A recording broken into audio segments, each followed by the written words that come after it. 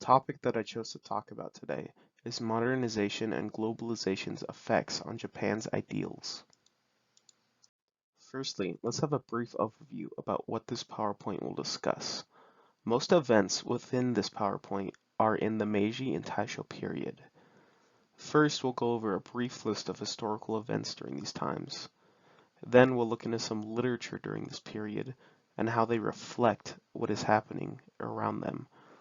And lastly, we'll examine how all of the aforementioned have affected Japan in its culture and ideals. Then we'll look forward to see what relevant events reflect such change.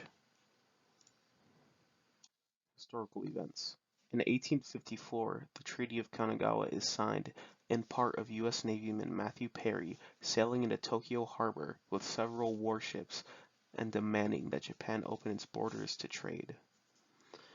After this event, the public blamed the shogun for the troubles that Japan faced after the ports opened, and people began to favor the emperor.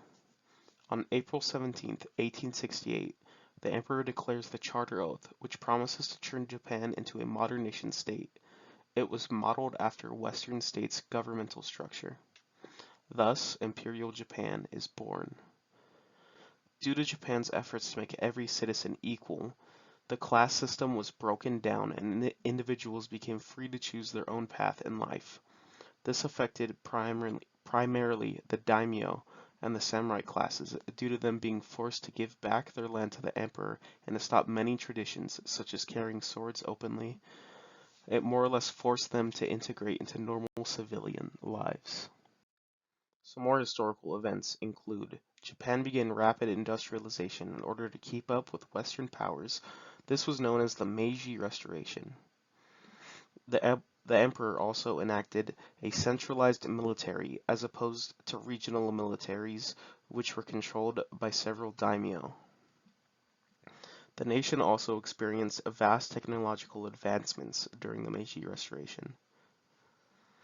And because of such advancements and industrialization, Japan successfully invaded Chinese-occupied Korea.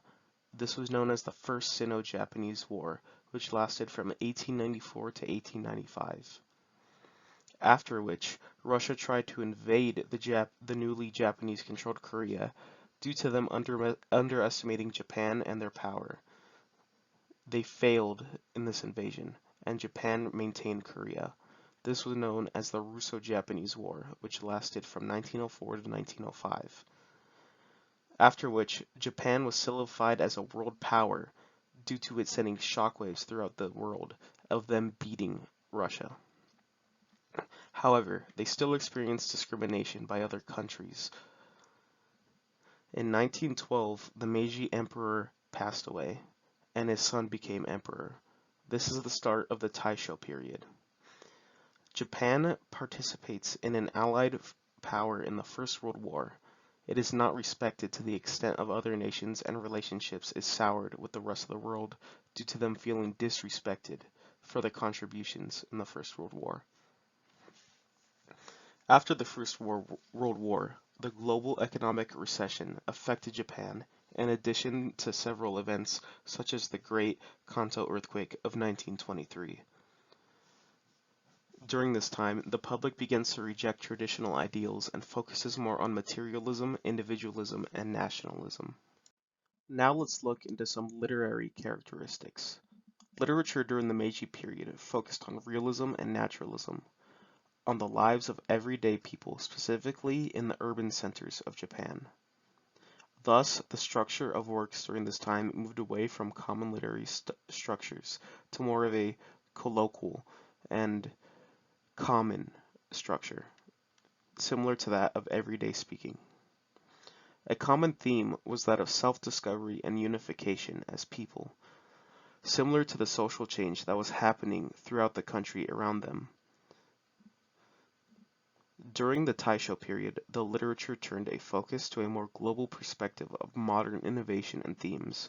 Many rejected traditional Confucianist ideals during this time and transitioned to themes of more humanism and expressionism. These themes contributed to the creation of the I novel, which was a novel that contained elements from the author's lives inserted into the story that they were telling. Let's take a deeper look into some significant literary pieces and authors. Ichio Hiyuchi, which was depicted on the left, was one of the most influential authors of modern Japanese literature.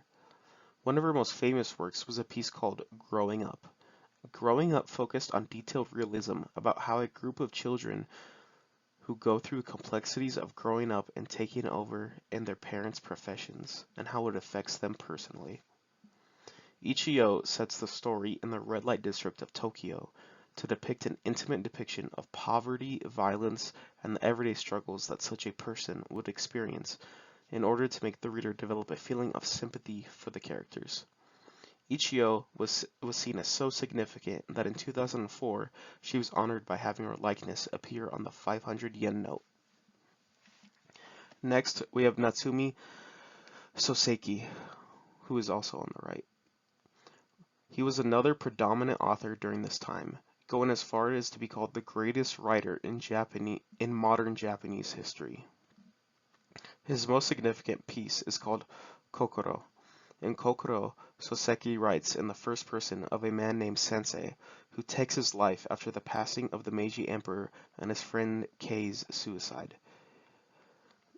This is due to his utter feeling of hopelessness in his life, and that the feeling that he belonged to an era of the past. This work contrasts with Japanese tradition and highlights the change to modernity due to Sensei's taking his own life on his own merit, and not in the act of junshi, but rather for his loss of association. Soseki was also honored by having his portrait on the 1,000 yen note from 1984 to 2004. Let's look at the effects that the affirmation had on Japan as a nation.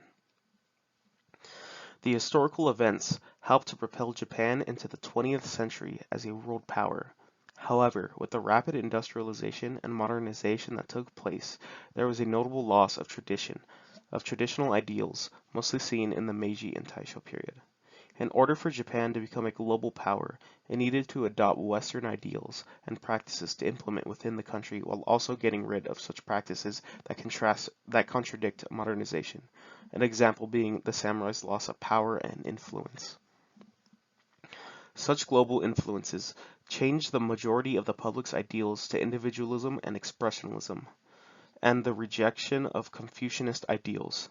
The adoption of the modern age and global ideals will contribute to the country's imperial nature that will be seen further into the mid-20th century, an example of which being Japan's state during the World War II era, which seems as a whole to encapsulate the notion of a loss of traditional ideals in the country based upon their actions going forward. These are my works cited. I hope you found my PowerPoint interesting and insightful. Thank you for taking a look at it, and I wish you all the best going forward into the break and the next semester.